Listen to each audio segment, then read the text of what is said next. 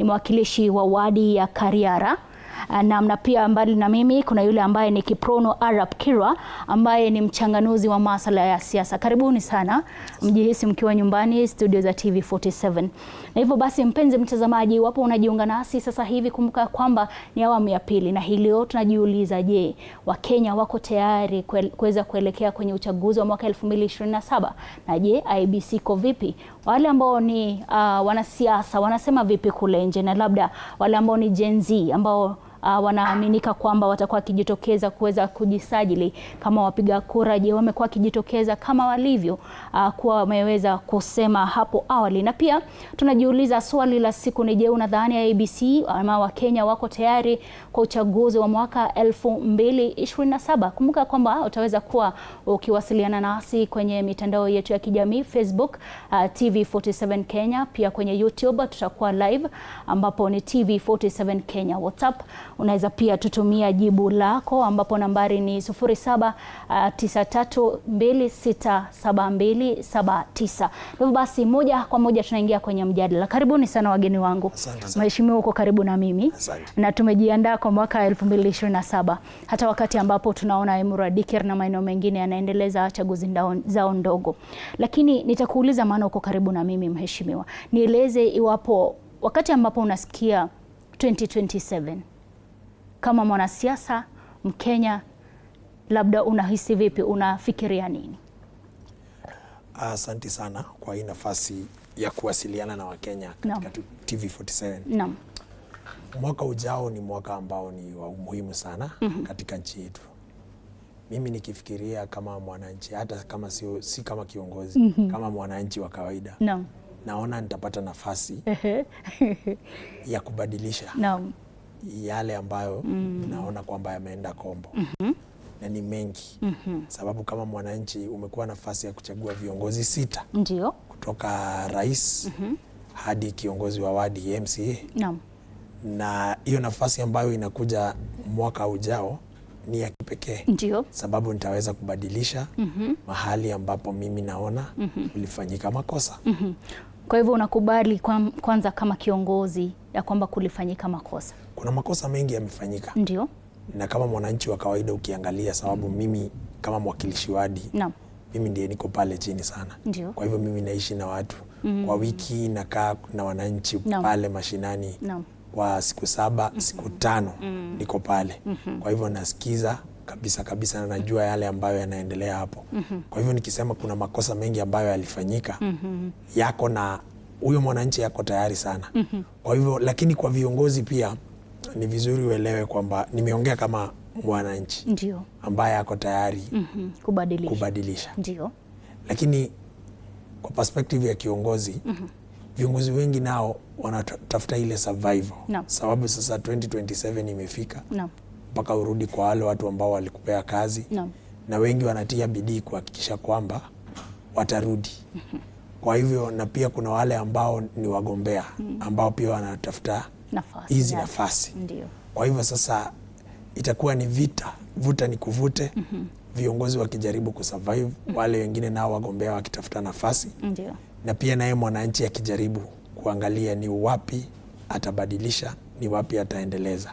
Kwa hivyo ni mwaka ambao utakuwa muhimu sana. Na vile naona siasa zetu zimeenda Kenya. Ndio. Vile naona, sababu sasa watu wameingia mitandaoni, TV zimefika mpaka mashinani. Wale wananchi wa kitambo sio wale ambao wako leo. Ndio. Wananchi wamekuwa na kuelewa sana yale ambayo yanaendelea nchini. Kwa hivyo naona pia kama viongozi huenda tutakuja kushtuka 2027. Sababu yule mwananchi anaelewa sana kuliko vile ambavyo sisi tunafikiria. Sababu viongozi wengi wanachaguliwa, wanakuja Nairobi, wanafanya yale wanafanya. Ikifika siku ya uchaguzi wanarudi, wanapeana pesa ama wanapeana mambo mawili matatu, alafu wanachaguliwa. Lakini vile naangalia sasa, naona mambo yamebadilika. Kwa hivyo mimi naona 2027 utakuwa mwaka wa mageuzi ambayo hatujaiona katika hii Kenya. Naam. Shukrani sana mheshimiwa. Nije kwako Arap Kirwa kama kijana pia, maana wote naona ni vijana, kwa hivyo nina nafasi ya kuuliza masuala ya vijana pia. Labda pia wewe binadamu ambaye ni Mkenya na pia naelewa kwamba ni mchanganuzi wa masuala ya siasa, 2027 ukisikia, labda unaona nini hasa Mheshimiwa amesema ni mwaka wa mageuzi. Kwako wewe unaona vipi? Kwanza waja niwashukuru TV47 kwa kutupa hii fursa tuweze kujadiliana masuala ya taifa letu, haswa tunapokaribia uchaguzi mkuu wa mwaka 2027. Lakini mimi kama Kiprono Arap Kirwa, kwanza tukiweza kuangalia katika masuala ambayo tuko nayo kama taifa, kwa sababu si lazima tukubaliane, sometimes we can agree or not. Na fenye mheshimiwa amesema mwaka 2027 ni mwaka wa mageuzi, mimi naweza kusema ya kwamba kama mwanachama wa chama cha UDA na kama kiongozi wa vijana bonde la Ufa, mwaka 2027 ni fursa nyingine pia ya sisi kumpa nafasi serikali iliyopo iweze kutimiza ile mambo iliahidi wa Kenya siku ya uchaguzi. Kwa sababu hata ingawa tumekuwa na matatizo kutoka mwaka 2022, tumekuwa na maandamano ya Gen Z, tumekuwa na mambo mingi, lakini pia ukiweza kuona kwa upande wa serikali pia ikiongozwa na Rais William Ruto, serikali inajaribu kuface ile challenges ambayo tuko nazo kama taifa.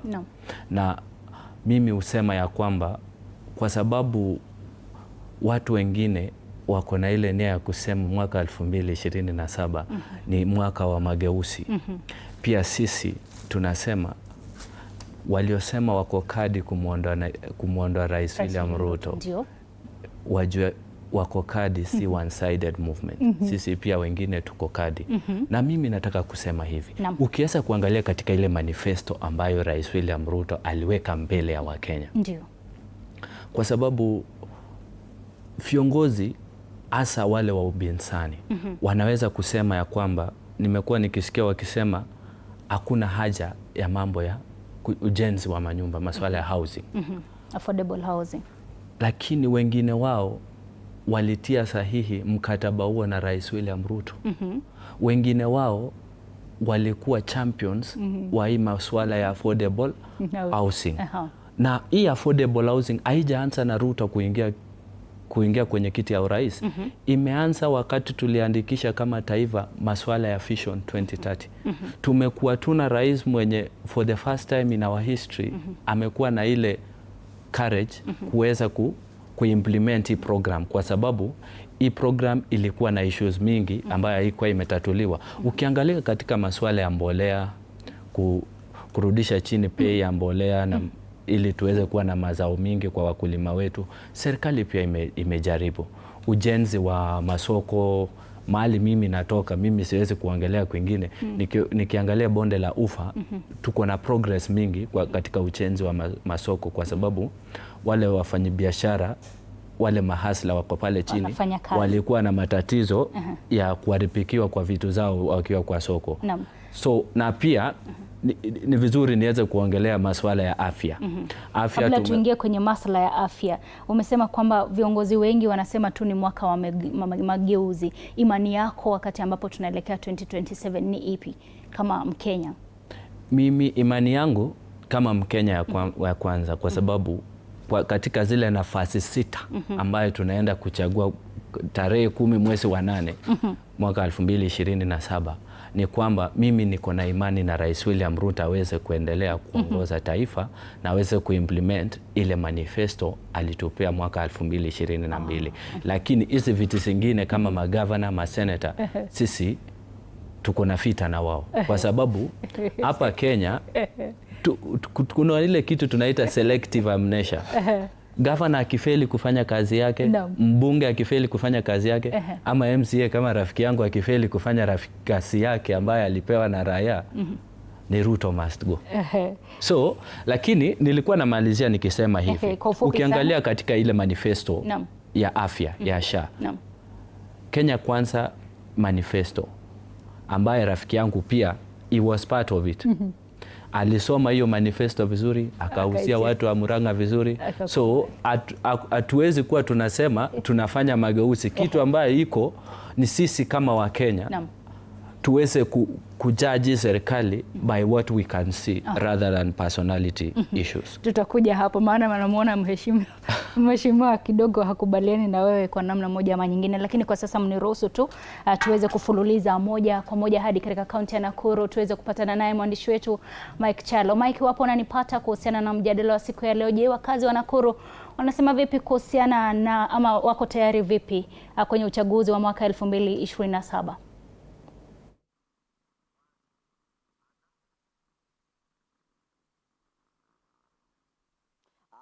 Asante sana Chichi, nimeungana na baadhi ya wachanganuzi wa siasa hapa katika kaunti ya Nakuru, na asubuhi ya leo watakuwa wananipatia tathmini yao na uchanganuzi wao hasa kuhusiana na mstakabali ambao Wakenya watakuwa wanauchukua katika uchaguzi mkuu wa mwaka 2027, sawa pia na utaarifu wa tume ya mipaka na uchaguzi ya IEBC. Nikianza na wewe pengine, tukianza na IEBC moja kwa moja. IEBC imefanya chaguzi ndogo mbili, uchaguzi wa mwaka jana Novemba na uchaguzi ambao pia umeanza leo katika eneo la Emuru wa Dikir. Kwa maoni yako wewe kama mchanganuzi wa siasa na Mkenya, unahisi kuwa IEBC iko sawa? Utaarifu wa IEBC ukoje kuhusiana na uchaguzi mkuu wa mwaka 2027? Asante, jina langu ni Jimmy Wagakafo.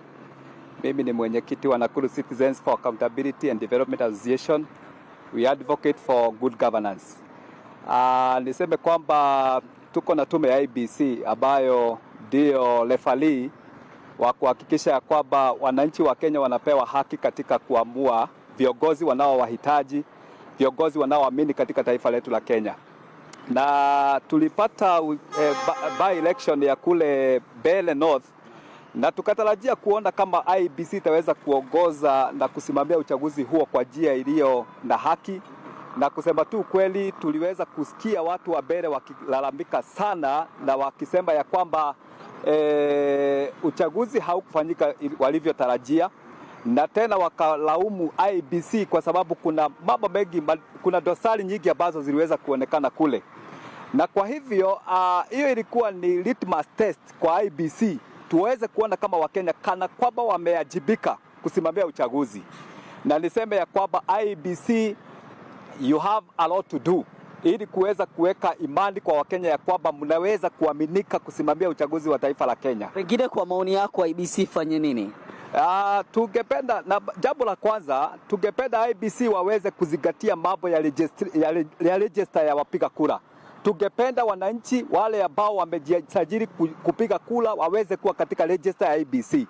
Na ya pili pia tungeomba ya kwamba wananchi wakiingia katika kituo ambacho ameweza kujisajili aweze kupata jina lake liko katika hicho kituo, ili apate ya kwamba yeye amesajiliwa kupiga kura katika kituo kile ambacho. Tungependa kusema hivi, na ni vizuri tutahadharisha wana IEBC, isije ikafika ya kwamba tutaingia katika kituo cha kupiga kura unakuta ya kwamba jina yako imepelekwa Lamu ama imepelekwa Laikipia na wewe ni mpiga kura wa Nakuru. Tutakuwa na wakati mgumu sana wa kuweza kuelewa ya kama nyinyi hamujawekwa pale kuweza kuhakikisha ya kwamba uchaguzi haujakuwa wa halali. Asante sana. Nimalizia pia niseme ya kwamba tuko na malalamishi. Sisi kama wakaaji wa Nakuru tuko na malalamishi ya kwamba wale vijana ambao wanachukua vitambulisho zao hawapewi. Na nimearifiwa ya kwamba kuna wale ambao wanahusika na vitambulisho wanaitisha hongo kwa wale ambao wanachukua vitambulisho. Tunataka kutahadharisha wao na kuambia ya kwamba kama mtu ameapply kitambulisho, apewe kitambulisho chake ili ajisajili kama mpiga kura katika taifa letu la Kenya. Sisi tunaomba tu IEBC, tukifika uchaguzi mtupatie uwanja safi, muwe refari wazuri, muache Wakenya waamue viongozi watakaoongoza nchi hii kuanzia 2027 na kuendelea mbele. Wacha Wakenya waamue. Kwa maoni yako wewe kama mkazi wa Nakuru, nadhani Wakenya watatumia vigezo gani kuweza kuamua viongozi ambao watawachagua katika uchaguzi mkuu? Okay, jambo la kwanza, kwa majina naitwa General Okiki, mkaaji wa Nakuru, hasa tena kutoka Nakuru Town West constituency. Ile kitu tunasema ni ya kwamba Wakenya wako na haki ya kuchagua kiongozi ambaye wanaona ni ya kuwahudumia kwa maisha yao. Ile shida na tatizo tuko naye ni ya kwamba kuna IEBC ni constitutional mandate ambaye inafaa itekeleze jukumu lake kulingana na katiba ya Kenya. Mambo mingi hasa hata budget ya IEBC imepeanwa ya kuweza kuandaa timu ya IEBC jinsi inavyotakikana. Kwa hivyo tunatarajia ya kwamba kama wamepata rasilimali ya kuweza kujipanga kutekeleza kazi yao ya kuweza kudumisha kazi ya IEBC, tunaamini ya kwamba tunataka kitu ambayo tunaita transparent, accountable and verifiable election. Na kwa upande wa Kenya, wewe kama mkazi, unadhani watatumia vigezo gani kuweza kuwachagua viongozi katika uchaguzi mkuu? Ile kitu iko ni kulingana na katiba. Tunajua ya kwamba lazima wadhibitishe ya kwamba anayegombania kiti lazima awe amehitimu na amepita hizo threshold ambayo inatakikana ndio uweze kuwa unagombania kiti. So kama kuna mtu yeyote akuna dosari, inafaa awekwe kando kulingana na katiba chapter 6 ili Wakenya waweze kuchagua wenye wanajua wanaweza saidia kufanya kazi. Wapo baadhi ambao wanasema kuwa wamefanya kazi, wengine hawakuwakilisha wajibu wao ipasavyo katika muhula huu unaoelekea kutamatika. Pengine hilo Wakenya watalitumia? Ile shida iko tuko naye ya Kenya, si hata wenye wamefanya kazi ama wajafanya. Kulingana na Kenya, katiba ya Kenya inasema ya kwamba parliament ndio supreme, ndio inatekeleza kila kazi. Hata rais wa Kenya hawezi fanya jukumu lolote bila kupitia kwa parliament. Kwa hivyo wenye wametuangusha kwa hii nchi ni MPs wa nchi ambaye inafaa Wakenya wafagie yote. Saa hii tunaona wengine wanakimbia, wanasema one term because wanajua Wakenya wamekasirika. So wanataka kuenda kujificha ili waweze kuchaguliwa. Naambia Wakenya, iwe ni one term ama iwe ni two term, ile kitu iko ni ya kwamba hawa wabunge wajifiche hata two term ama one term, wafagiliwe yote, Kenya ipate nafasi ya kuweza kupata viongozi ambaye watatekeleza kazi. Asante sana. Ndio maoni yake na maoni yao hayo Chichi, baadhi tu ya wachanganuzi wa siasa na viongozi mbalimbali wa kazi ambao pia ni wa jiji hili la kaunti ya Nakuru. Kikubwa zaidi wanachokiitisha ni uwajibikaji kutoka Tume ya Mipaka na Uchaguzi ya IEBC, wakisema tunapoelekea uchaguzi mkuu IEBC iweze kudumisha imani yao zaidi kwa Wakenya. Vile pia wakiweza kutoa mapendekezo yao mbalimbali kuhusiana na uongozi na viongozi hasa wabunge hapa katika jiji hili. Kwako Chichi. Bila shaka mpenzi mtazamaji, huyo ni mwandishi wetu kutoka kaunti ya Nakuru ambaye ni Mike Chalo akiweza kutupa taswira kamili ya kule ambapo wakazi wa Nakuru wanazungumzia vile ambavyo taifa ama Nakuru pia iko tayari kuelekea kwenye uchaguzi wa mwaka 2027. Na hivyo basi bado Wakenya wanasema kwamba IEBC haijaweza kuwa tayari sana, maana waliweza kuona chaguzi ndogo zilizokuwa hapo awali zikienda vile ambavyo labda hawakuweza kutarajia. Na hivyo basi mpenzi mtazamaji, kumbuka kwamba kuhusiana na uchaguzi chaguzi ndogo ambazo zinaendelea kule maeneo tofauti, tutakuwa tukiangazia uchaguzi mdogo wa Emuru wa Dikir mwaka 2026 ambapo hii leo unaendelea, na nikueleze kwamba kuna idadi ya wapiga kura ambao ni 44,353 ambao wameweza kujisajili kuwa wapiga kura, na hivyo basi kuna vituo vya kupigia kura ambavyo ni 98. Elewa kwamba ni maeneo ambapo wapiga kura wanafika ili kuweza kupiga kura. Na pia nikueleze kwamba Emuru wa Dikir, kituo kikuu cha kujumuisha kura, ni taasisi ya mfumo ama mafunzo ya Emuru wa Dikir. Hivyo basi kumbuka kwamba hayo yote yanaweza kuhusu Emuru wa Dikir, na pia kuna wagombea kadhaa ambapo kuna Vincent Rotich ambaye ni wa chama cha DCP. Huyo ni mgombea wa chama cha DCP, na hivyo basi tutaona ni nani labda ataweza kuwa akichukua nafasi ama wadhifa huo kutoka Emuru wa Dikir. Na pia kuna David Keter ambapo pia ni wa UDA.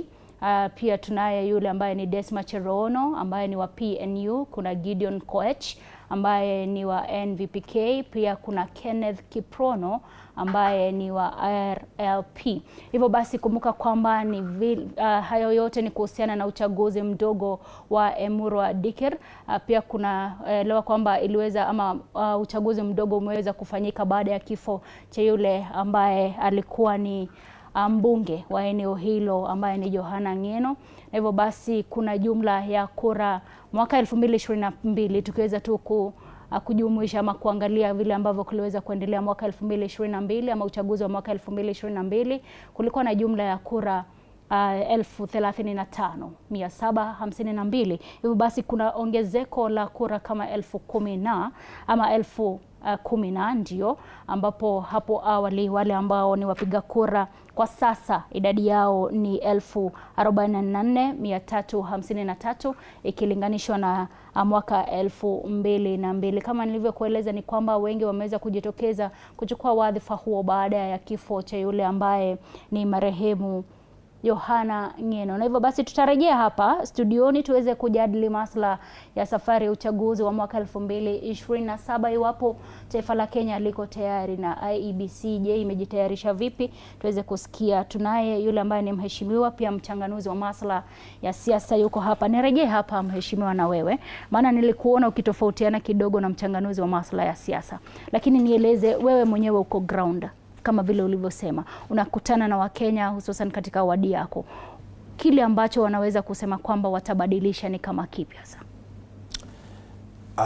Unajua, nimesikia rafiki yangu akisema yeye anaombea tu rais mema apate nafasi ya pili ya kutumikia Wakenya kama rais. Lakini Wakenya wasibadilishe hapo, lakini kutoka gavana kwenda chini wabadilishe. Wacha niseme kila kiongozi ako na yale ambayo walikubaliana na Wakenya. Ndio. Kama mimi kwa wadi yangu nikichaguliwa, ndio, kuna yale ambao niliambia watu nitawatimizia. Na hapa hatuongei mambo ya wewe umetoka wapi, nani ndiye atarudi, nani hatarudi. Ndio. Mwaka wa 2027 umefika.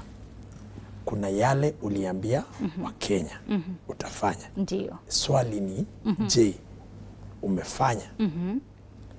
Na kama umefanya, hata sio wewe unasema, wananchi wenyewe wanakuambia kwamba umefanya. Sababu kama umejenga barabara, mwananchi anatumia barabara mzuri na anafurahi na anasema kwamba mimi nimefurahi sababu kiongozi wangu alisema atanijengea barabara na amenijengea.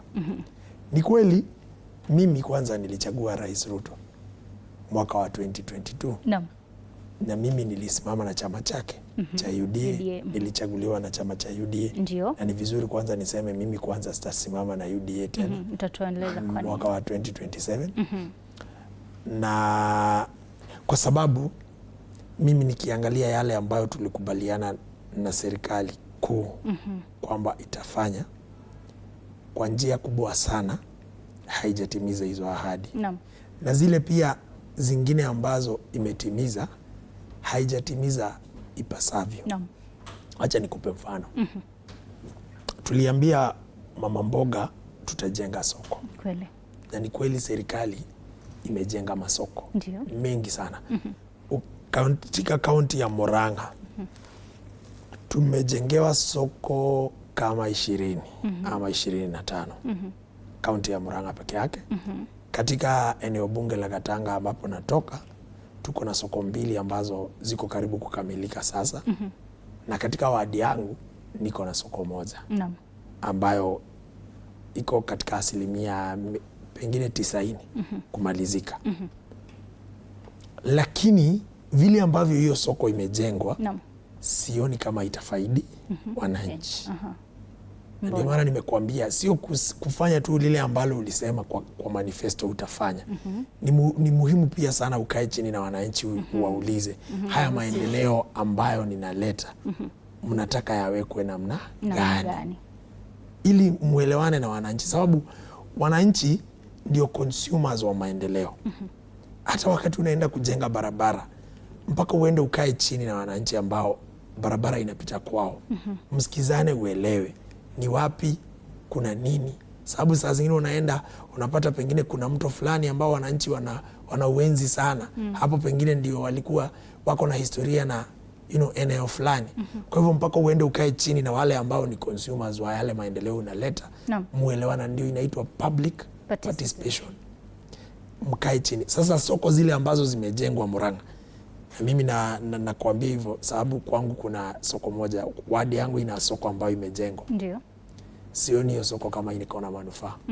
Sababu soko imejengwa ghorofa, wameleta kizungu mingi kwa wananchi ambao ni wananchi wa pale chini tu basic. Mwananchi anahitaji tu soko tu uweke shade ili asinyeshewe wakati kuna jua kali, mama mboga asipate shida. Alafu uweke mahali ujenge msalani mahali watakuwa wanajisaidia. Then uhakikishe kwamba takataka inaokotwa vizuri, utengeneze mahali pa takataka hakuna matope. Bas wachie mwananchi afanye kazi. Lakini ukiangalia soko ile design ambayo soko zimejengwa, sioni manufaa yoyote kwa watu. Na hayo ni yale maneno ambayo nakwambia mwananchi mwenyewe anasema.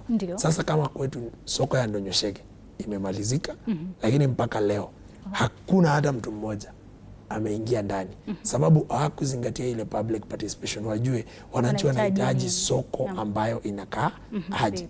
Mimi nikiangalia ilikuwa tu sawa ni soko. Hiyo ni kama cash cow, sababu soko imepewa pesa mingi. Sasa unajenga soko ya ghorofa 2 mashinani huko ndani, huko nani anaenda kuuza huko juu? Na nafasi iko ujenge vile ambavyo wananchi wanataka, pengine kwa pesa kidogo. Mimi kama ungeniuliza hiyo soko moja, zile pesa nilisikia hiyo soko iligharimu milioni 55 kujenga soko moja. Ilitosha mimi nijengee wananchi soko 5 mahali ambapo watafanyia kazi, maeneo different hapa na pale, soko zingine katika shopping centers zingine, kulingana na vile mimi naelewa wananchi wangu wanataka. Sasa Rais Ruto alikuwa kwangu juzi, na nikisema kwangu namaanisha wadi ile ambayo nimechaguliwa. Amekuja mpaka alishindwa kuja kufungua hiyo soko. Alienda katika shopping center ingine ndio alifanyia mkutano. Hakwenda kufungua huo mradi sababu alipata intelligence kwamba wananchi hata akikuja hawana ule upendo, hawajafurahikia pesa umeweka mingi, lakini wananchi wenyewe hawajafurahi kwa sababu ya huo mradi. Na hiyo ndio shida ya kwanza ambayo hii serikali iko nayo. Sasa ndio maana unaona kina rafiki yangu Kiprono hapa. Sasa kazi ni kusema tumejenga soko, lakini mwananchi, je, impact ya hizo pesa na hiyo miradi ambayo serikali imefanya iko wapi? Wananchi ndio wanafaa waseme soko ziko. Wewe hata ufai kutuambia ati nimejenga. Wananchi wenyewe wanakuambia sisi tumejengewa soko, tunafurahi. Jambo la pili, ukiangalia health insurance kama SHA, sisi wote hapa tunahitaji, na probably sisi wote tuko na huduma za afya. Kila mtu anahitaji huduma za afya. Hiyo ni ile tunasema chema cha jiuza na kibaya cha jitembeza. Hata hakuna mtu unafaa uambie kama SHA inafanya. Tunajua kuna SHA, na ni kweli tulisema kwa manifesto yetu tutabadilisha ule mfumo, tulete mfumo ambao ni bora zaidi. Sasa swali ni je, leo hii ukiuliza mwananchi wa kawaida, hakuna mtu anasema SHA haiko. Hata mimi siwezi sema SHA haifanyi kazi. SHA iko na inafanya kazi. Swali ni je, inafanya kazi vipi? Inafanya kazi vile ambavyo inafaa? Ukiangalia ile pesa ambayo imetumika kuleta huo mtambo ambao una manage SHA, tunaambiwa kwamba uligharimu mabilioni ya pesa. Lakini ukienda hospitalini, upeleke mgonjwa wako wa kansa hapa Kenyatta hospitali Kenyatta, unakaa hata umeona kwa news mpaka wanaita CS, wanaenda kucomplain kwa CS, wagonjwa wa kansa wamekaa, that the system haifanyi kazi siku moja siku mbili. Sasa Kiprono, hayo ndio tunauliza, je, huo ni ungwana kweli kwa wananchi? Kiprono atakuwa na hilo jibu, lakini Kiprono ni ruhusu tu ujiandae kwa swali ambalo pia umeulizwa na mheshimiwa, lakini kwa sasa tuchukue tu mapumziko mafupi, lakini usiondoke, maana mjadala unaanza tu. Tutakuwa tukijadili mengi zaidi kuhusiana na mada ya siku ya leo. Usiende mbali.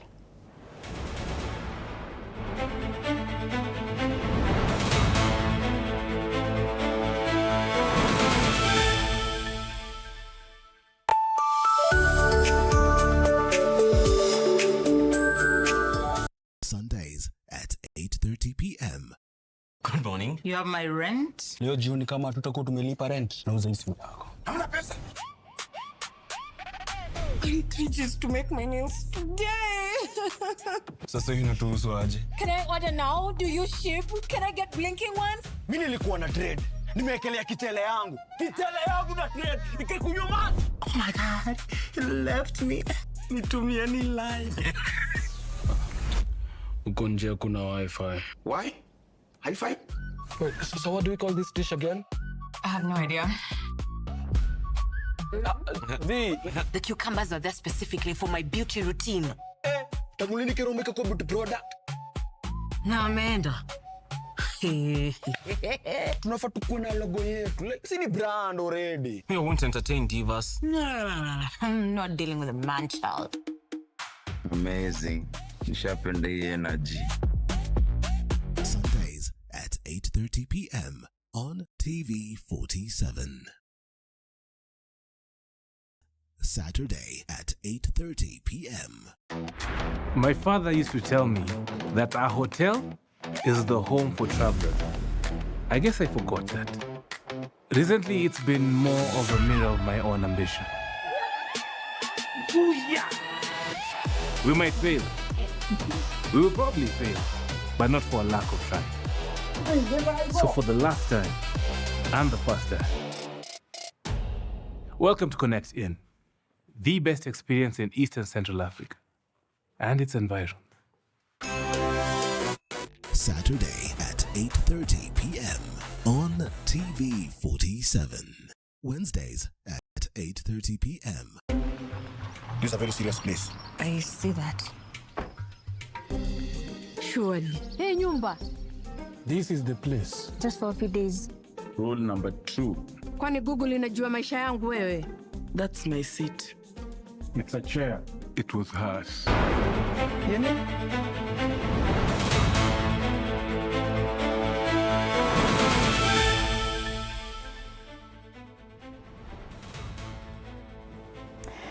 Na karibu tena mpenzi mtazamaji, tuzidi na mjadala wa siku ya leo, lakini kabla tuweze kurejea hapa studioni ni kufululize moja kwa moja hadi katika kaunti ya Murang'a tuweze kupatana naye mwandishi wetu Robert Gakure. Robert, wapo unanipata? Je, wakazi wa eneo hilo wanazungumzia nini kuhusiana na safari ya uchaguzi wa mwaka 2027? Wako tayari ama vipi? Na je, IEBC imeweza kujiandaa vile ambavyo walitarajia ama vipi? Naam, asante sana Chichi Josephine, moja kwa moja nikiwa katika kaunti ya Murang'a, na hii leo katika mada ya siku ya leo ambapo ningependa kuweza kuzungumza na wakazi kuhusu haswa chaguzi za mwaka ujao wa mwaka wa 2027. Tujue wakazi wanajitayarisha vipi na ama wanaona kama viongozi waliochagua ama wameweza kutimiza ahadi zao. Niweze kuzungumza na wakazi nikianzia na mmoja hapa, ukitazama pale. Tuanze kwa jina, tuambie unaona viongozi wametimiza ahadi ambazo waliweza kuahidi wakati wa uchaguzi wa mwaka wa 2022 kufikia sasa?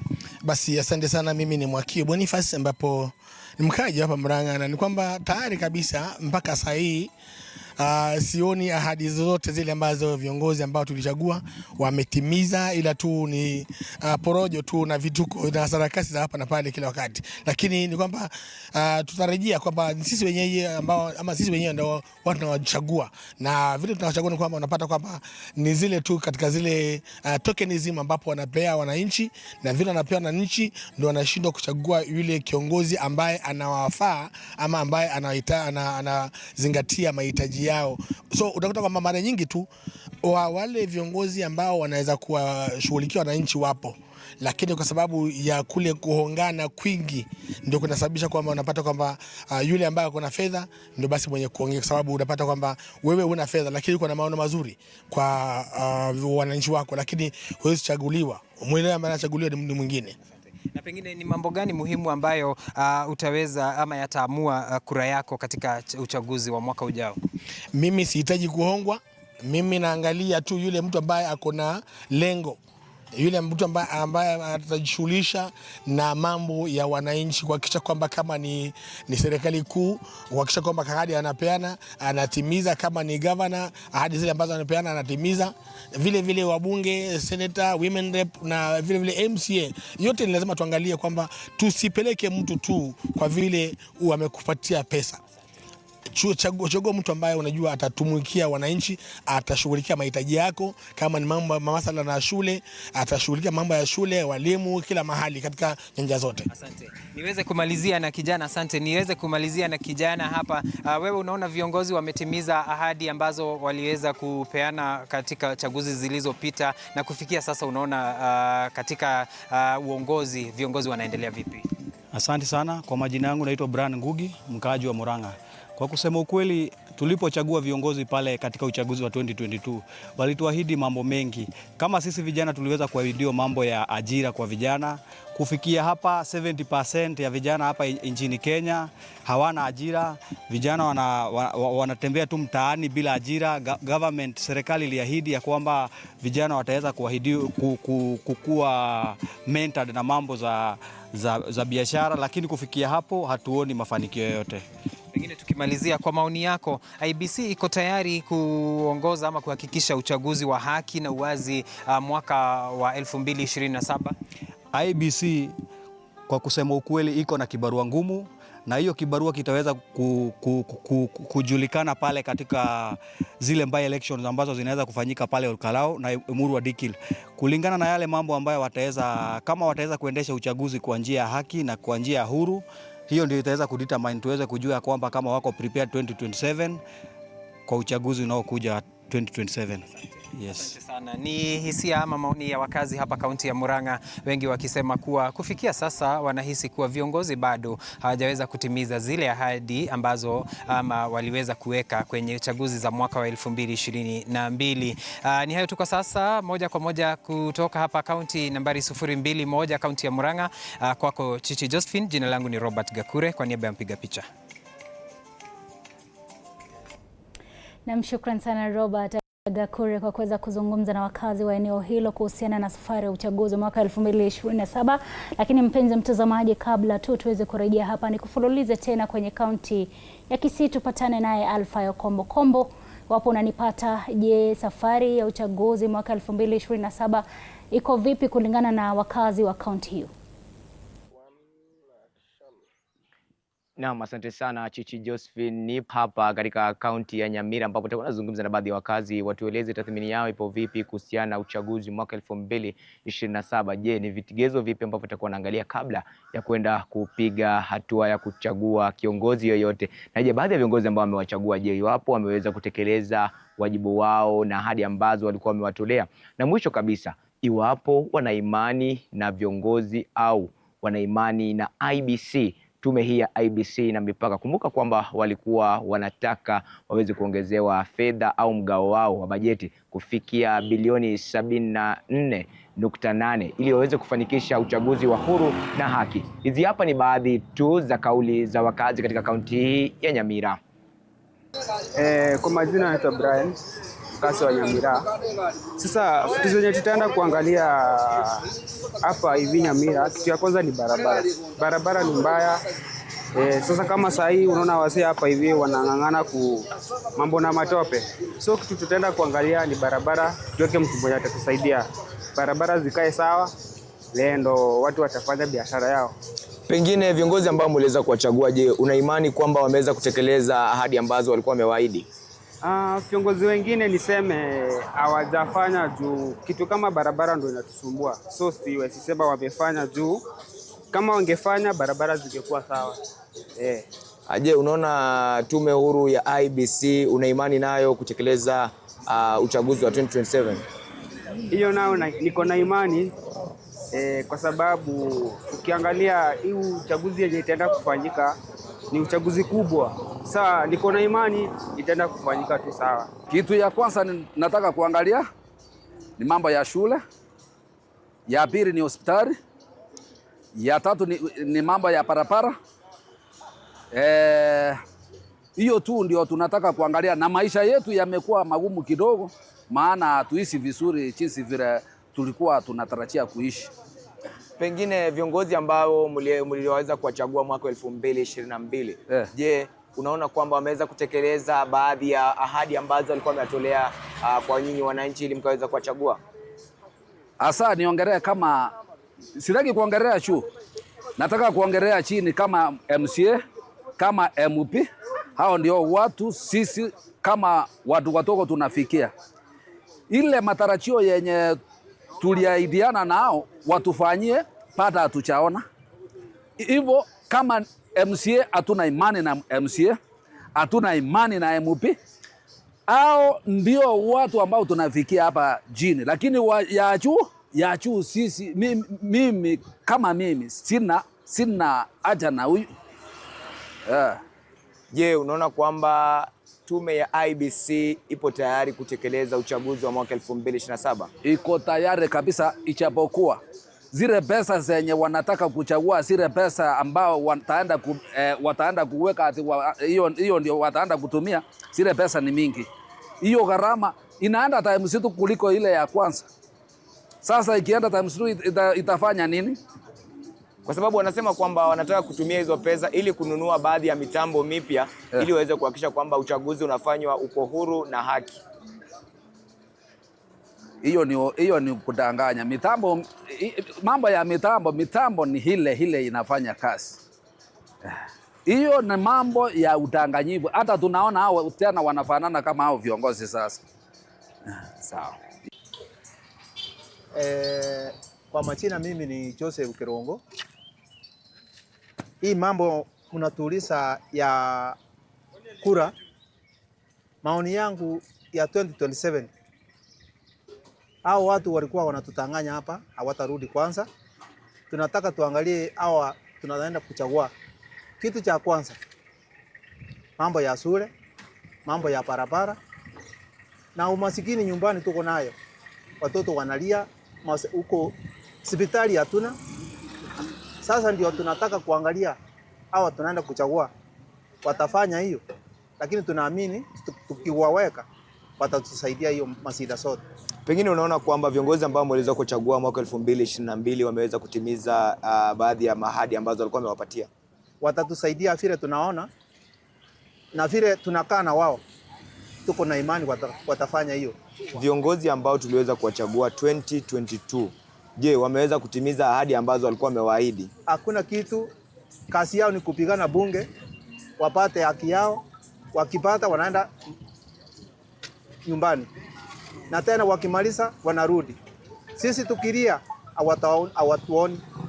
Sasa tunasema hivi, hawa waheshimiwa tunaenda kuchagua wa 2027 wasikuwe kama wao, tunaomba. Haya, ukiangalia IEBC, tume ya huru ya IEBC, je, una imani nayo kwa uchaguzi wa 2027? Niko na imani. Na mtazamaji, kumbuka ni kutoka kaunti ya Nyamira, tukiwa naye Kombo Alfayo akizungumza na wakazi pale, na wengi wanasema kwamba bado hawana imani na vile ambavyo taifa la Kenya limeweza kujiandaa kuelekea uchaguzi wa mwaka 2027. Nitarejea hapa maana muda umetupa kisogo niweze kuzungumza na wageni wangu. Nianze na wewe Arap Kirwa. Labda wakati ambapo pia tunajiandaa, unaona IEBC ama tume ya IEBC imejiandaa vipi tukielekea uchaguzi wa mwaka 2027? Kuna matumaini yoyote ya kwamba mambo yatabadilika kutokana na kile ambacho Wakenya wamekuwa kilalamikia?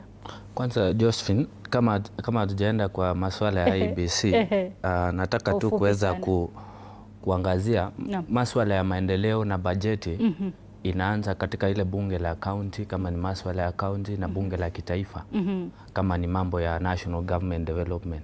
Sasa viongozi wakijoin raia kukuwa wao ndio wana mourn the loudest instead of raia kucomplain, viongozi ndio wana complain the loudest. I feel mimi kama Kiprono Arap Kirwa si kitu mzuri, kwa sababu nimekuchagua kama kiongozi uweze kurepresent ile issues ambayo niko nayo. Ndio. But ukiangalia katika masuala ya IEBC pia unajua si IEBC peke yake. Tunafaa kujiuliza pia kama Wakenya tuko tayari kwenda kupiga kura? Ndio.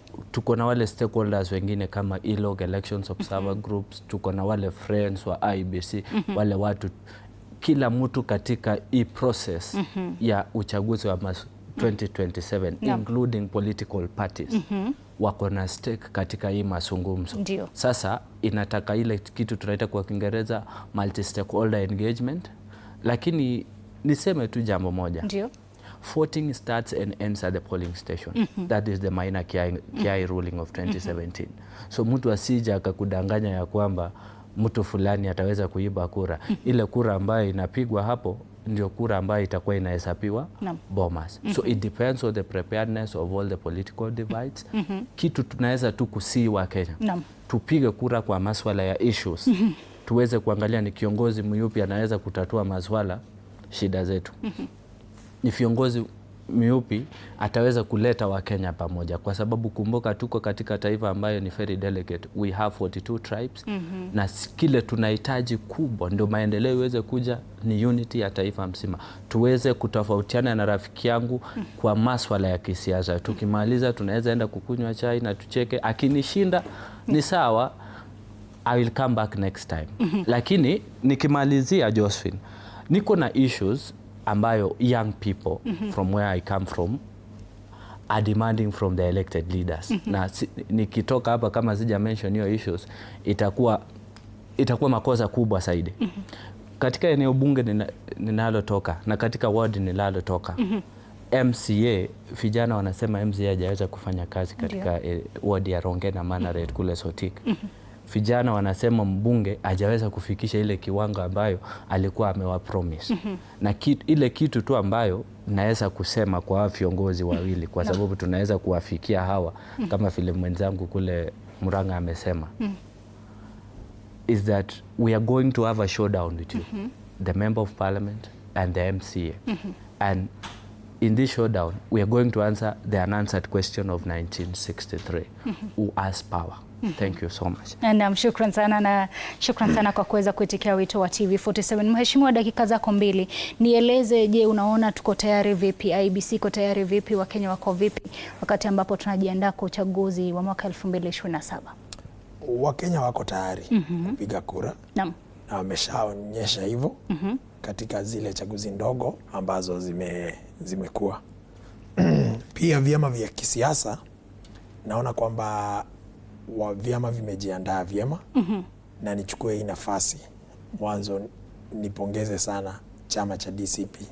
Sababu ule mchujo ambao umefanywa pale Olkalau umekuwa ni uchaguzi wa huru na haki, ambapo kila Mkenya ameona kwamba ni chama ambacho kimejipanga vizuri na kimefanya mchujo ambao ni wa haki. Pia chama cha UDA, Mgala Muue, haki mpe.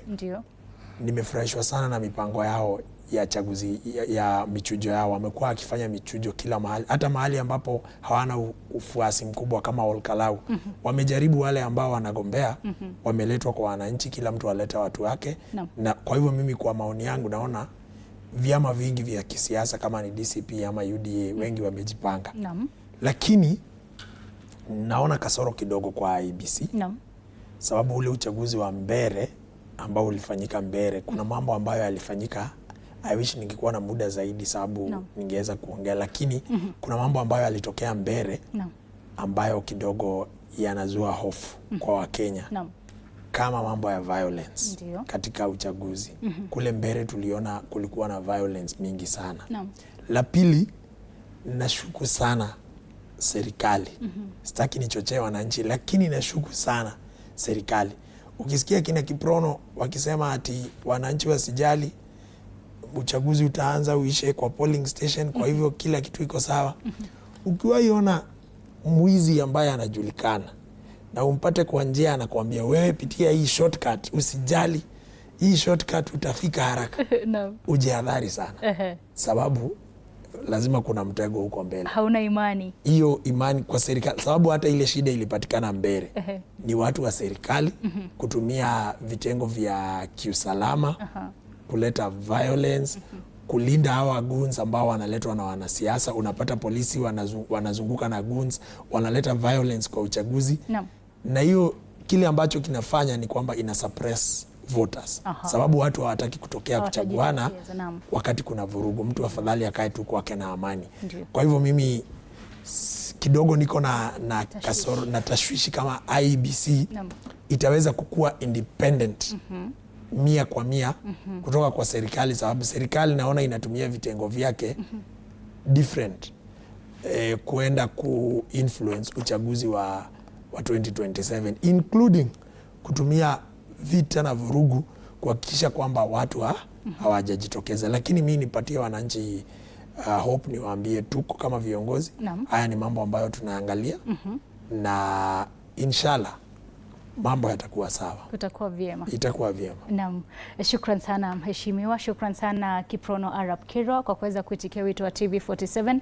Labda tukipata nafasi tutakuwa tukiwaita mara nyingine tuweze kujadili masuala ya siasa. Hivyo basi mpenzi mtazamaji, kumbuka ya kwamba tumefika tamati mwa awamu ya pili ya mjadala wa siku ya leo, ambapo tulikuwa tukiangazia safari ya uchaguzi wa mwaka 2027, tukiweza kujiuliza, je, IEBC, je, wa Kenya wako tayari kuweza kuelekea mwaka ama uchaguzi wa mwaka 2027, wakati ambapo pia tunaweza tu kuangazia masuala ya kile ambacho kinaendelea kwenye taifa la Kenya. Tunaelewa kwamba tuna uchaguzi mdogo ambao unaendelea kwa sasa hivi katika eneo la Emuru wa Dikir, ambapo kwa sasa tutakuwa tukifululiza moja kwa moja. Tupatane na yule ambaye ni mwandishi wetu amekita kambi pale kuweza kutujuza mengi zaidi ya kile ambacho kinaweza kuendelea kutoka Emuru wa Dikir. Sydney Chazima, iwapo unanipata, je, hali inakaa vipi pale, na labda uchaguzi ama wale ambao ni wapiga kura wameweza kufika kwa namna gani, idadi yao iko vipi,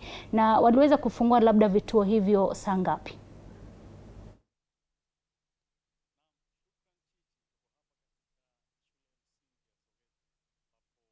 Kura au shughuli ya uchaguzi mdogo hii ya Emuru inaendelea kwa upole sana na utaratibu. Tumeona watu wakikuja wengi katika kituo hiki na kupiga kura ili kumchagua mbunge atakayekuwa kiongozi wa eneo hili baada ya kifo chake Johana Ng'eno. Na nachoweza kuelezea ni kwamba kituo hiki haswa ni cha mgombea wa chama wa DCP kunradhi, ambaye ni Vincent Rotich, ambaye kwa muda mfupi tu tunamtarajia afike hapa, lakini tumeelezwa kwamba amefika katika hospitali moja hapa ili kuangalia maejenti ama wakala wake wa chama cha DCP ambao tunaelezwa kwamba walishambuliwa na wahuni. Tutafika katika eneo hilo pia kupatia ripoti zaidi kuhusu swala hilo.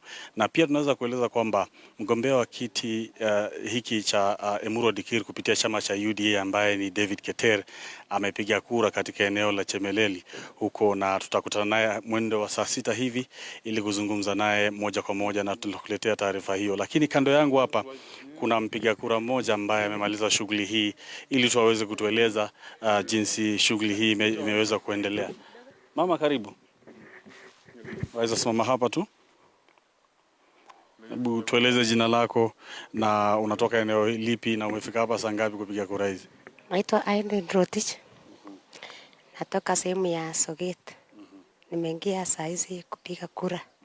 Na tunaona amani yako hapa. Tunaona tuko salama. Tunashukuru Mungu kwa yote. Na nikikuuliza kwamba shughuli ya kampeni katika eneo hili iliendelezwa kwa njia gani? Kampeni hapa iliendelea vizuri sana. Na tulikuwa na amani. Na hiyo amani tunaona inaendelea. Tunashukuru Mungu tena kwa yote. Na kumekuwa na wagombea karibu 5 hivi katika kinyang'anyiro hichi cha ubunge wa eneo la Emuru Dikir. Je, wewe kama unavyoona ni nini haswa ambacho wagombea hao, yule ambaye atakayechaguliwa, anapaswa kufanya ili akuridhishe wewe kwamba uone kwamba amenifanyiya kazi mimi? Tunangoja tu tunangoja mbele yao akishika hii kura akuje kwetu atufanyie kazi vyema. Tunataka akuja atufanyie kazi sisi wote. Hata kama kuna wengine walikuwa kanda hiyo, kuna wengine hapa, lakini tunaomba serikali ya Kenya akuja atufanyie kazi kwa yote.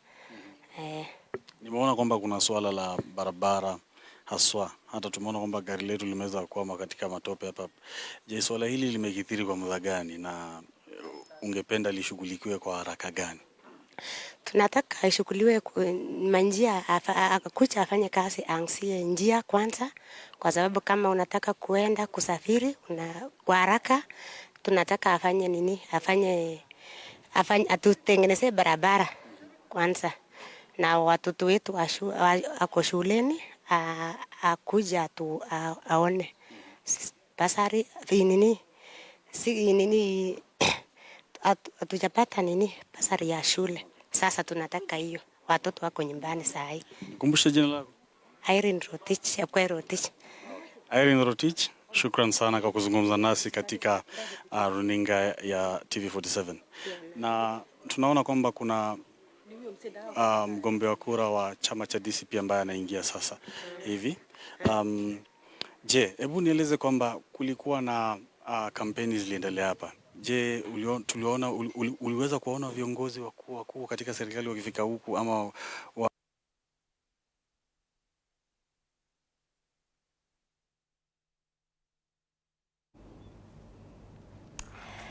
Na samahani mpenzi mtazamaji kwa hitilafu za kimitambo, lakini kumbuka kwamba tutakuwa tukiungana naye Sydney Chazima aweze kutupa taswira kamili ya kile ambacho kinaendelea katika eneo la Emuru Wadekir. Kumbuka kwamba ni uchaguzi mdogo ambao unaendelea pale baada ya kifo cha yule ambaye ni mbunge Johana Ng'eno, na hivyo basi tutakuwa tukivuka moja kwa moja wakati mwingine tuweze kuungana naye Sydney atueleze kile ambacho kinajiri eneo hilo. Lakini kwa sasa tukiendelea mbele ni kwamba kundi la vijana katika kaunti ya Murang'a wamepuuza ukosoaji unaoendelea kuelekezwa kwa serikali na viongozi wa upinzani, wakisema hauna manufaa kwa wananchi. Wakizungumza mjini Murang'a chini ya vuguvugu la Youth for Ruto, vijana hao wameelezea kuwa serikali ya Kenya kwanza kunradhi inaendeleza kutekeleza miradi mbalimbali ya maendeleo pamoja na nafasi za ajira zinazowanufaisha vijana nchini, ikiwemo kupitia miradi ya ujenzi wa nyumba za bei nafuu, ajira za nje nchi na programu za kidijitali. Aidha, wanasema tayari wananchi wanashuhudia mabadiliko chanya katika sekta mbalimbali na kwamba umoja pamoja na kuunga mkono viongozi wanaotetea maslahi ya vijana ni muhimu kwa maendeleo ya taifa. We've seen the president support technical education and youth empowerment. We've seen the Nyota Fund. We've seen the Hustler Fund. We've also seen strong political diplomacy and national security efforts. We've seen economic reforms designed to create long-term sustainability. This is leadership focused on delivery. This is leadership focused on transformation. This is leadership focused on action, not noise. Kenya is not being promised progress. This is Kenya experiencing progress. Sini yenye imetujengea affordable housing. Yeah. Sini yenye imetuwekea SHA. Yeah. Sini yenye imetufanyia vitu mingi kama students wa universities na kule kwingine wamepata madarasa na kila kitu. To has delivered much than the other presidents. You can be assured. Yes. Vijana power. Power. Mimi nataka kuinvite all the youths in Kenya.